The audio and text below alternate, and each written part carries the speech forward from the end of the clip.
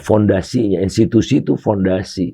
Kalau fondasinya dia rusak, dia grogoti, maka kita buat bangunan pakai tiang-tiang, tiangnya nggak bisa kokoh kan, nggak bisa atapnya menopang, juga bisa jadi bocor. Jadi kerusakan yang terjadi luar biasa, yang rasanya tidak bisa diubah.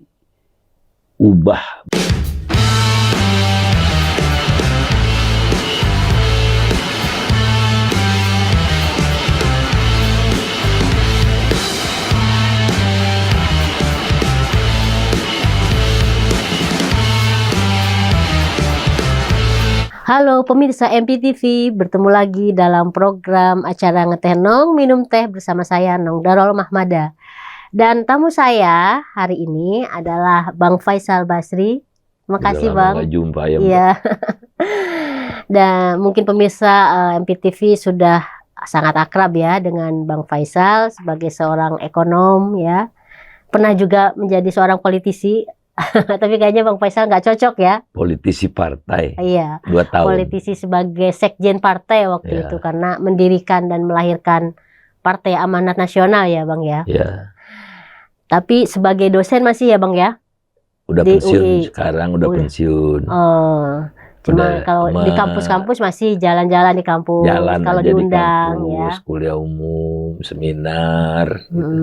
Jalan terus ini. Iya, iya. Betul sekali karena Bang Faisal kalau kita perhatikan itu sangat aktif ya bersuara bahkan bukan hanya di podcast-podcast atau di kampus-kampus tadi yang disampaikan oleh Bang Faisal, juga di medsosnya, di Twitter sekarang X ya juga sangat nyaring dan terkenal dengan kritisnya ya.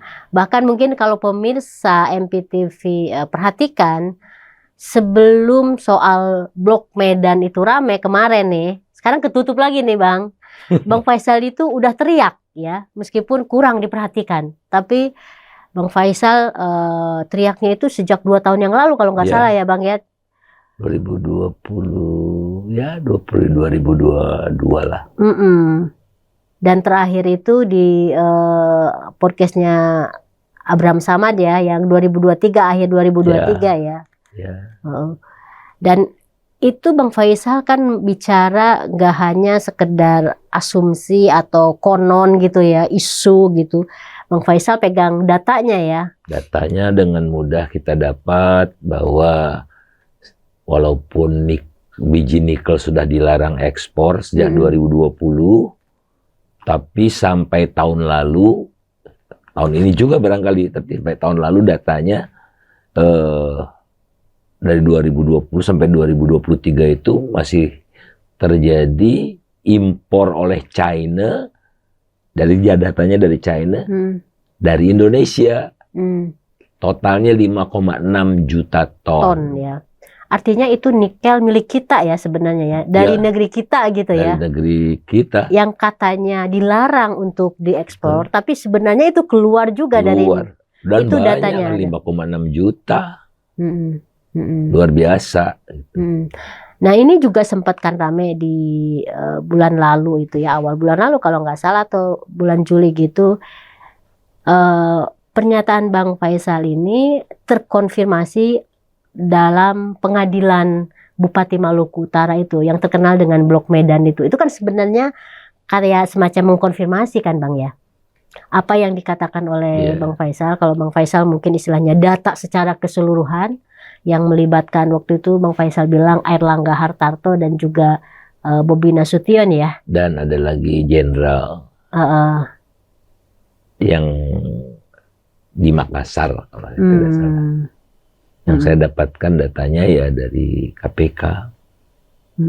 Nah saya juga beberapa kali bicara nikel ini dengan KPK, saya sampaikan juga data yang saya jumpai itu, datanya data publik sebetulnya. Kan kita rasa-rasanya nih, kemudian dia penguasa bilang, oh itu bukan biji nikel, itu biji besi dari Kalimantan Utara, pejabat tinggi. Ya saya cross check lagi dengan kawan-kawan kan. Iya izinnya biji besi. Oh, tapi barangnya biji nikel. Insya Allah lah terkuak semua. Sebenarnya mungkin nunggu waktu ya. Nunggu waktu. Kalau menurut Bang Faisal nih, kira-kira apa sih penyebab bahwa data itu kan sangat valid gitu kan? Orangnya ada, Bang Faisal sangat berani gitu nunjuk orang ini A, B, C gitu. Tapi kok mandek Bang? Maksudnya kok nggak ada aparat atau siapapun yang berani mengatakan atau mengusut secara tuntas. Ini kan gila-gilaan kan nilainya itu, dibilang kerugian negara itu. Betul, 5,6 juta. Dikali berapa? $80 per ton.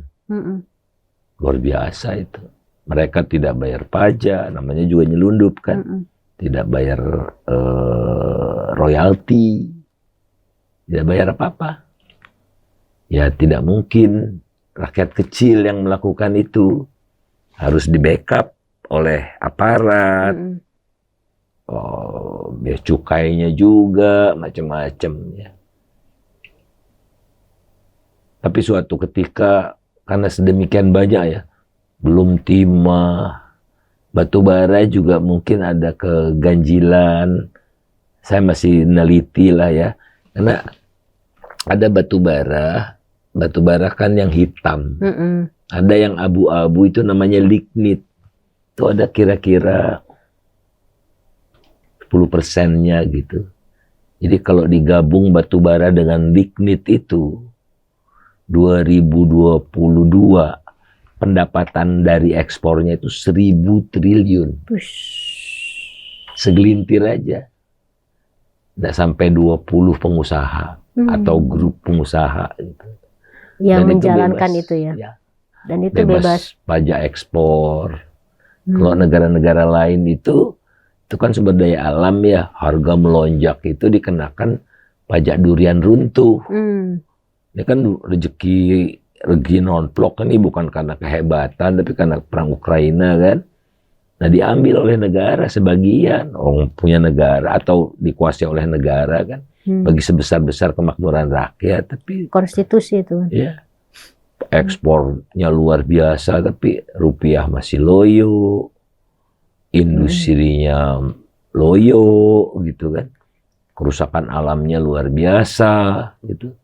Kalau kita hitung semua, niscaya kita tidak akan melakukan itu. Negara-negara lain juga tidak melakukan itu.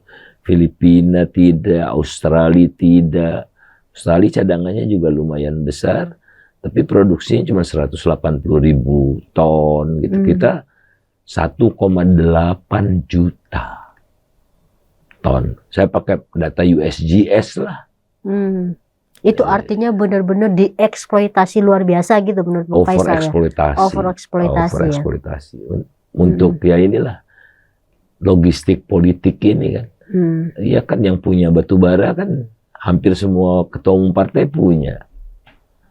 Siapa yang tidak punya? Semua punya. Udah ada petanya semua dibikin oleh teman-teman NGO, Jatam dan banyak lagi lah gitu.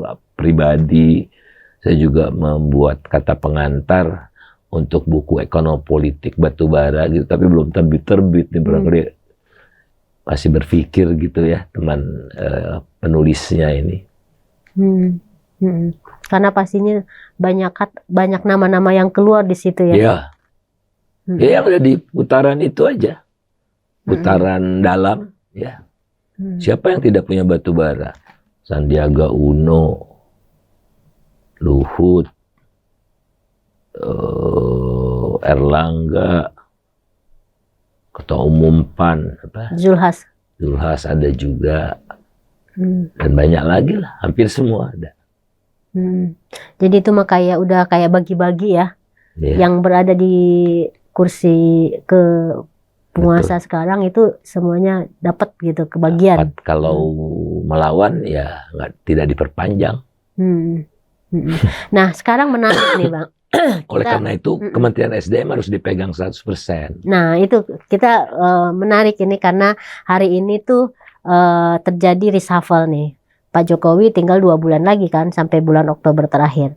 Tetapi menarik bahwa beliau nih melakukan reshuffle ini sebenarnya untuk apa gitu kan, praktis tinggal 2 bulan lagi tuh apa sih Bang gitu kan, kalau untuk misalnya melakukan tindakan-tindakan atau kebijakan strategis, tetapi ini dilakukan reshuffle. Dan menariknya yang tadi dibilang oleh Bang Faisal, untuk Kementerian ISDM itu dipegang atau digantikan oleh Bahlil, menggantikan Pak Tasrif yang katanya dari PDIP gitu kan.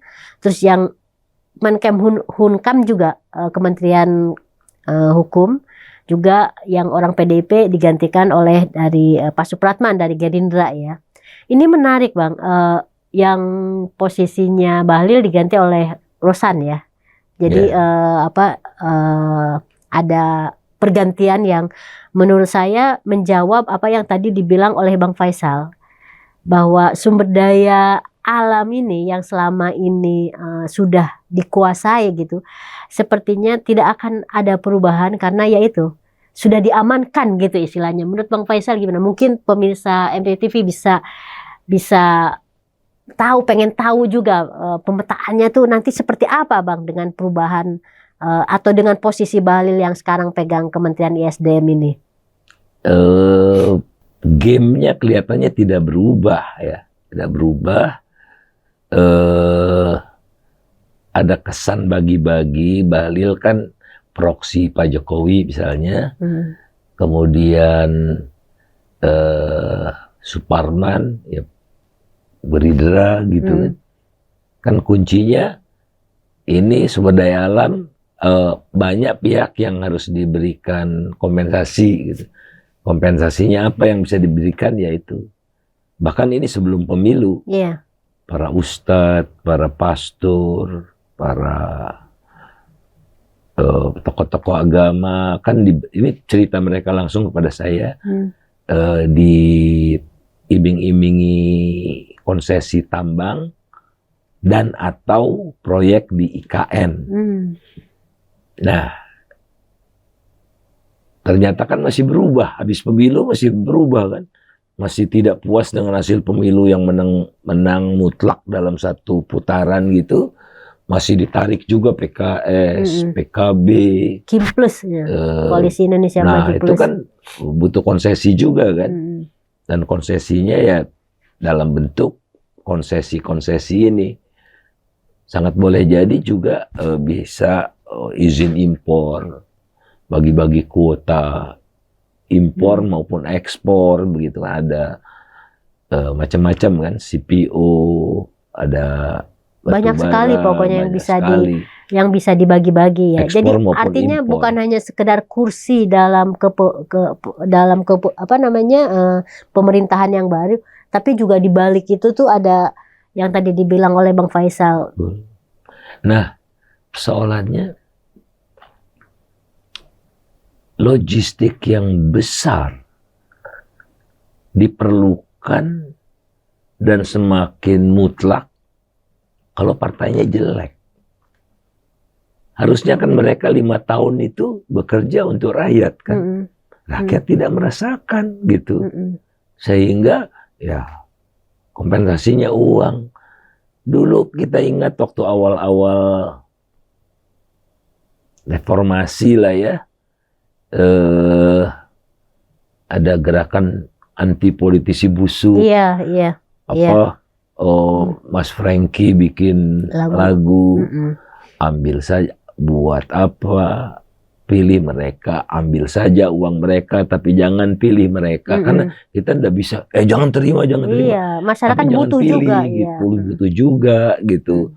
Karena masyarakatnya kan 60% kira-kira 60% rakyat Indonesia itu pengeluaran per harinya masih di bawah 35.000. Kalau dikasih 100.000 dapat 3 hari kan, gitu kan, lumayan gitu. Dan di tengah juga tidak ada civic education ke rakyat. Kalau dulu kan ada, masih ingat nggak Mbak Bambang Gudono itu?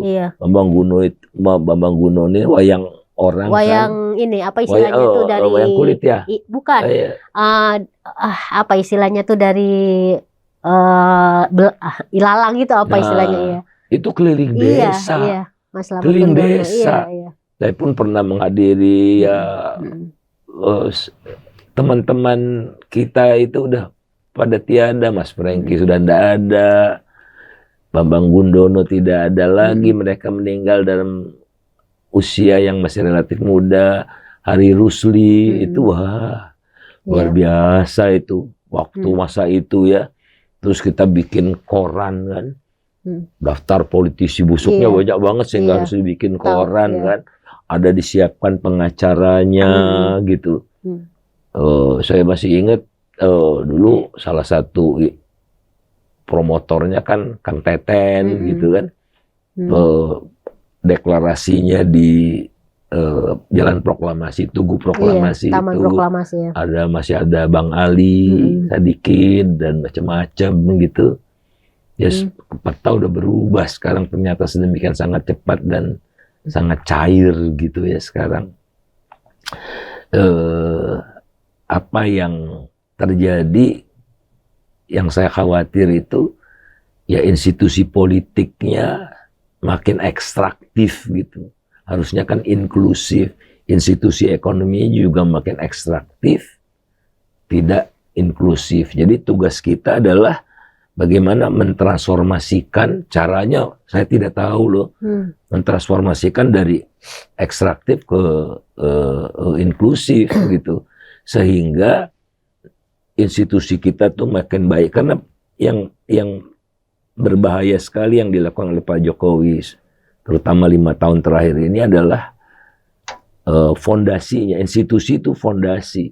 Kalau fondasinya dia rusak, dia grogoti, maka kita buat bangunan pakai tiang-tiang, tiangnya nggak bisa kokoh kan. Gak bisa atapnya menopang, juga bisa jadi bocor. Jadi kerusakan yang terjadi luar biasa, yang rasanya tidak bisa diubah begitu ya, dengan cara-cara yang biasa-biasa saja. Harus ada kontrak politik baru. Dan ya kita kerja lebih keras lah 5 tahun ke depan ini. Iya. Ya ini kan kayak kita selama ini mungkin bisa dibilang dalam tanda kutip terhanyut ya Bang ya. Karena kan dulu di awal-awal Jokowi kan kita menganggap bahwa Jokowi itu merupakan produk dari reformasi yang selama ini yang waktu itu kita perjuangkan gitu kan. Jokowi adalah kita. Bukan dari kalangan elit, bukan dari kalangan militer gitu kan, tapi benar-benar dari rakyat biasa gitu loh. Itu kan sebenarnya ini. Terus ditambah lagi kan diusung oleh PDIP yang Partai Wong Cilik. Ya, Partai Wong Cilik, dan udah menghasilkan undang-undang yang selama ini kita sangat apa ya istilahnya itu, yaitu tujuan kita gitu loh dalam bereformasi gitu, berdemokrasi. Tapi di akhir-akhir ini di periode kedua khususnya kan kita melihat tidak seperti itu, justru dijungkir balikan kan Bang. Nah kita nggak siap kan gitu. Nah sementara di sisi lain kecewa, tapi cuma kecewa aja karena kan banyak teman-teman kita juga di sana gitu loh Bang. Ya gimana mengekspresikan kekecewaan kita ke teman kan agak susah. Beda kalau misalnya benar-benar musuh yang selama ini kita lawan gitu kan, lebih enak daripada misalnya ke teman atau sahabat atau yang selama ini berjuang bareng-bareng gitu kan Bang.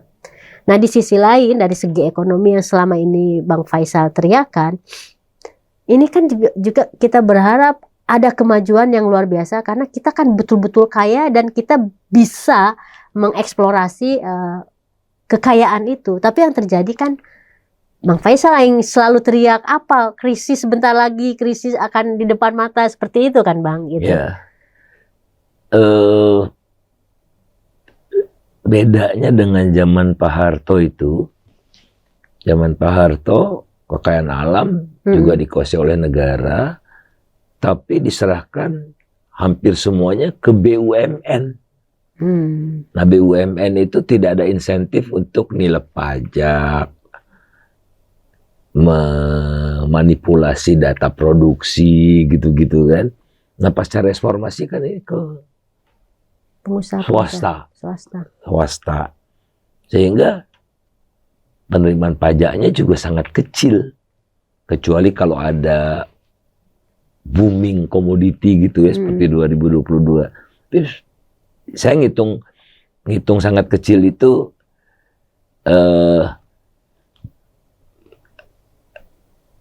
peranan sektor pembayaran pajak sektor pertambangan dibandingkan dengan kontribusi sektor pertambangan terhadap ekonomi gitu. Jadi saya bagi sumbangannya terhadap pajak dengan sumbangan terhadap ekonomi itu di bawah 1.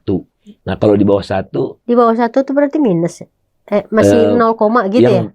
Potensi yang digali masih sedikit sekali. Contohnya misalnya sektor industri manufaktur itu di atas 1. Jadi kalau industri manufaktur meningkat 1% sumbangannya pada PDB, sumbangan terhadap pajaknya lebih dari 1% gitu. Nah kalau tambang ini 0,4 walaupun belakangan ini naik karena PNBP-nya ya yang naik itu, tapi secara keseluruhan itu kecil bersamaan dengan sektor konstruksi. Ya, sektor konstruksi yaitu Taipan kan di sana, konstruksi, real estate, macam-macam itu kan. Nah jadi kita lihat gagal bumi dan air dan kekayaan alam yang terkandung di dalamnya dikuasai oleh negara bagi sebesar-besar kemakmuran rakyat. Gagal. Terjadi. Buktinya ya hampir 2/3 rakyat Indonesia pengeluaran perharinya masih di bawah 35.000 rupiah gitu kan. 35.000 gitu. Kalau pakai data Bank Dunia $6,85. Tapi kursnya bukan 15.000 karena pakai purchasing power parity, paritas daya beli. Kan $1 di Indonesia lebih berharga daripada di Singapura gitu kan. $1 di sini bisa cendol sebaskom, di Singapura segelas gitu kan. Jadi dipakai paritas daya beli ya kira-kira di bawah 35.000 lah. Artinya oke, zaman Pak Harto dulu Golkar berkuasa, Pak Hartonya otoriter, penguasanya, pengusahanya kita sebut konglomerat karena dikasih konsesi macam-macam, monopoli macam-macam dulu begitu. Nah, di era reformasi ini kan struktur kekuasaan politik itu terdispersi. Partai politik yang menang pemilu aja cuma dapat belasan persen. Nah, jadi kalau untuk dapat lebih dari 50%, berapa partai itu yang harus bergabung kan? Nah, dikonsolidasikan sehingga besar juga, mirip dengan Orde Baru gitu. Ya tahun sampai sekarang kan kalau kita belum ada perubahan-perubahan ini kan 82% mendukung pemerintah kan. Nah, jadi dispersion of political power yang besar itu dikonsolidasi sehingga menimbulkan konsentrasi kekuasaan juga gitu. Jadi hampir sama. Bagaimana bisa partai itu dirangkul? Konsesi itu, konsesi. Kelihatan dari pembagian jabatan, konsesi tambangnya, konsesi macam-macamnya itu. Nah itu yang mengakibatkan konsentrasi kekayaan juga di segelintir orang. Ada namanya Chronic Capitalism Index. Itu kita selalu 10 besar di dunia. Ada Rusia, Malaysia juga ada, India gitu-gitu. Jadi 80% kira-kira kekayaan orang terkaya di Indonesia itu didapat dari bisnis kroni, bukan bisnis otak. Kroni dan non kroni itu persaingan gitu kan. Misalnya di Jerman lah yang ekstrim itu barangkali cuma 2% yang kroni. Ada di mana-mana ada, hampir semua negara ada, tapi 2% masih bisa dipahami lah ya gitu ya. Kalau di Indonesia 80% itu dari sana. Nggak ada, kita tidak, orang kaya di Indonesia tidak berasal dari industriawan, kalangan industriawan. Nggak, hampir tidak ada. Ada sih yang seperti misalnya jarum ya, rokok, tapi ada industri manufakturnya namanya Polytron gitu ya. Tapi ya terbatas sekali, gitu, terbatas sekali. Jadi 80% kira-kira ada 2016 sampai 2023 itu datanya ada, dan baru 2023 tambah buruk. Nah, konsentrasi kekuasaan inilah supaya langgeng di saya kan harus backup. Ada pelindung saya yang punya kekuasaan, kuasa untuk menentukan, membuat undang-undang dan sebagainya dan sebagainya. Ya. Atau penguasanya karena berhubungan dengan banyak partai kan, karena tidak ada yang dominan, dia bikin partai juga sekalian daripada diperas banyak partai. Nah, dia masuk ke arena, muncullah saudagar-saudagar itu punya partai gitu kan, seperti apa Perindo, banyak lagi lah ya yang pemimpin-pemimpinnya masuk mengakuisisi partai. Yang terjadi di Hanura, Pak Wiranto digantikan oleh Osman Sabta, gitu-gitu. Karena partai itu tidak harus banyak-banyak, Mbak, kursinya di DPR.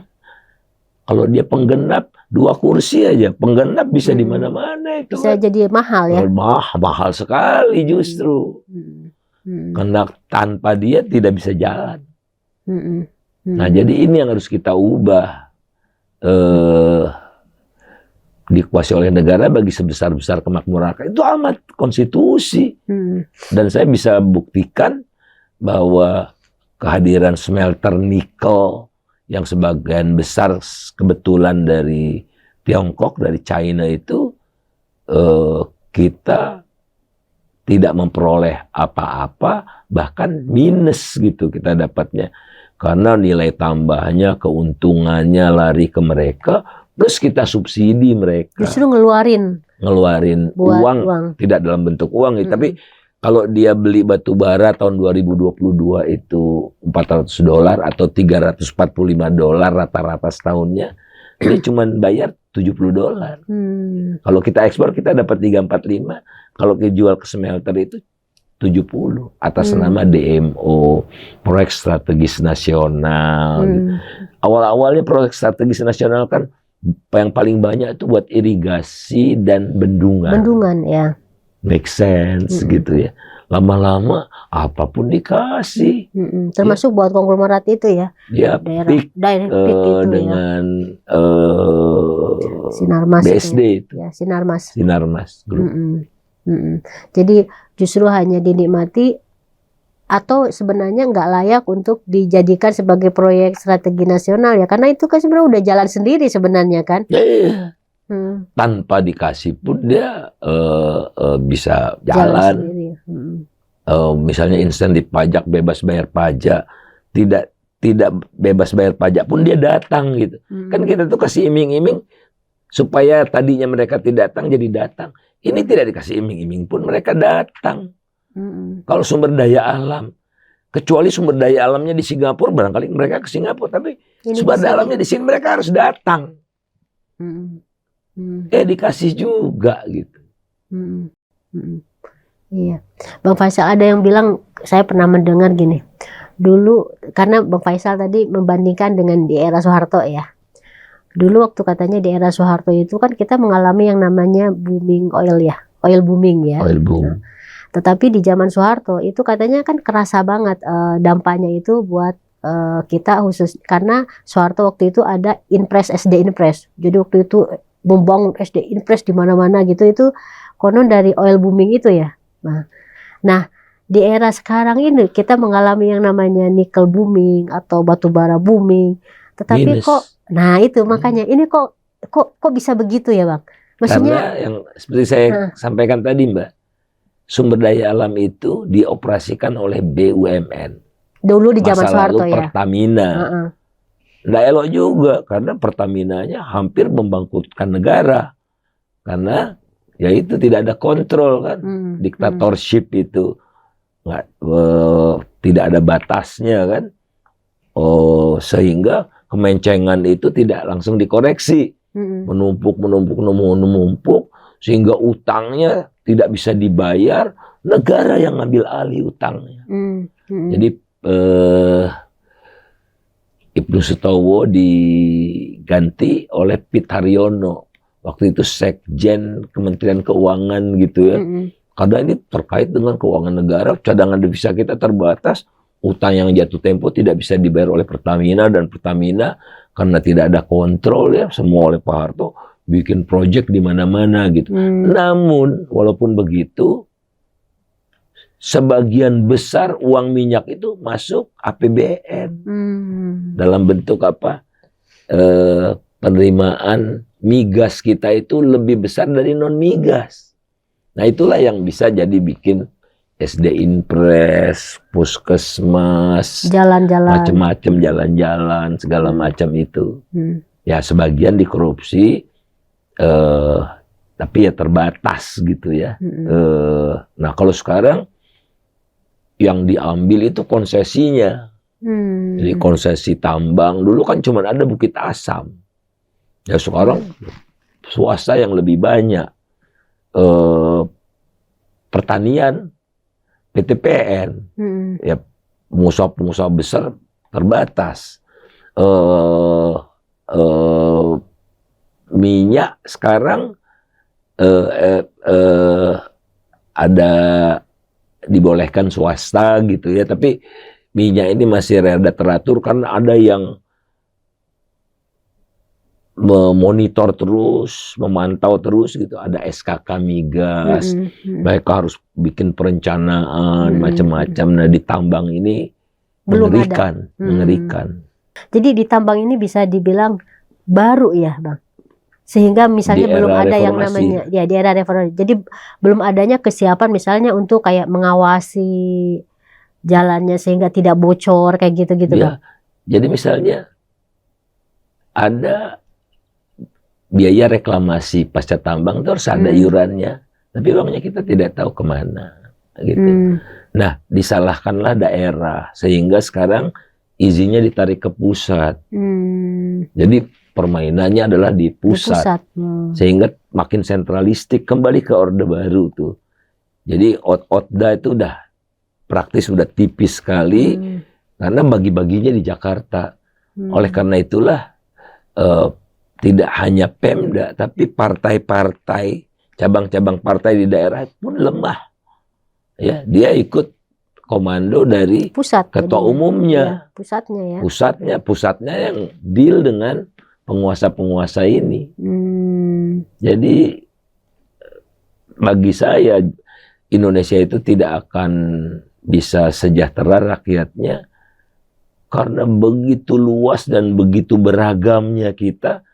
Sehingga menurut saya cara terbaik adalah memperkuat kapasitas daerah untuk membangun sesuai dengan kultur, histori, dan macam-macamnya setiap daerah yang berbeda-beda itu. Nggak bisa diseragamkan. Nah, di era sekarang ini makin mulai mengarah penyeragaman itu. Jadi yang dulu ide atau implementasi soal otonomi daerah itu justru sekarang itu udah nggak ada. Cerabut satu-satu. Dikembalikan ke pusat semuanya. Ke pusat semua. Izin tambang pusat. Nah, oleh karena itu Bahlil jadi strategis kan.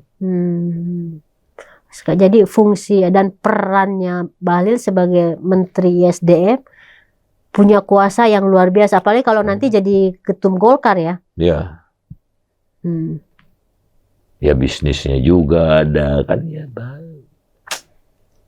Ya checks and balances tidak ada, undang-undang konflik of interest tidak ada, undang-undang kepresidenan tidak ada, jadi nggak diatur.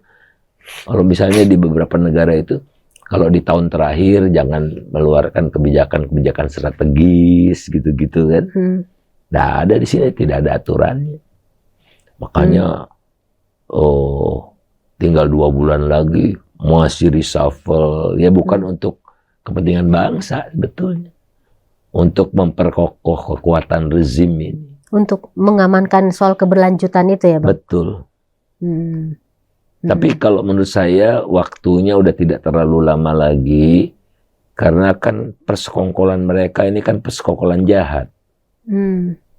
Nah, namanya persekongkolan jahat itu yang cheating, yang mencuri itu cenderung hampir semua. Pembagian biasanya tidak merata gitu. Ada yang berkhianat. Sama di ekonomi juga gitu. kartel ekonomi itu usianya rata-rata di bawah 3 tahun. Nah, di politik lebih singkat lagi gitu. Jadi momennya saya rasa sudah terlalu dekat karena sudah tidak bisa lagi, ibaratnya baju saya bolong udah tidak bisa ditambal lagi karena bolongnya udah terlalu banyak gitu kan. Nah, jadi kita sebagai civil society, seluruh elemen bangsa, generasi muda segala macam menyiapkan kalau momen perubahan itu tiba, kita sudah siap dengan agenda baru, utamanya untuk mempersiapkan generasi muda ini agar tidak berat bebannya gitu. Kalau generasi muda sekarang sebetulnya jadi generasi cemas karena apa? Diwarisi utang yang makin menggelembung, kekayaan alam yang makin dikuras habis, dan lingkungan yang makin rusak. Kasihan mereka. Oleh karena itulah kita tidak bisa diam gitu. Kalau buat kita sendirilah, udahlah. Berapa tahun lagi sih kita hidup? Tapi kita lihat anak-anak muda itu yang tidak ada salahnya. Yang salahnya generasi kita ini. Kenapa generasi kita diam? Oleh karena itu, saya berharap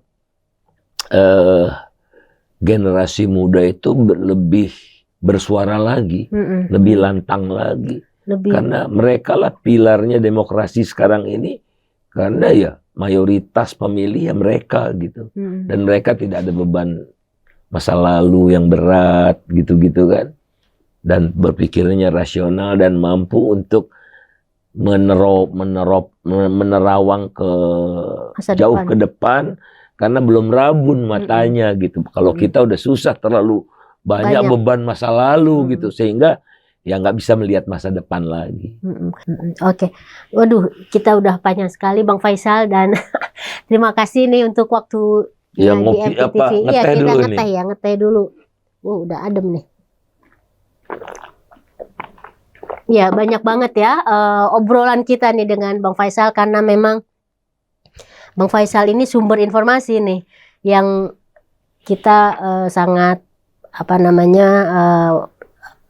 ini banget, punya nilai yang memberikan inspirasi buat pemirsa MPTV. Kan nggak semuanya setuju dengan kebijakan Jokowi ya, sama seperti Bang Faisal, seperti saya yang gelisah dengan kondisi sekarang. Dan tadi udah disampaikan oleh Bang Faisal apa yang bisa kita lakukan untuk menghadapi situasi sekarang ini. Sekali lagi terima kasih Bang Faisal dan pemirsa MPTV. Kita akan ketemu lagi dalam program Ngeteh berikutnya. Salam, dadah.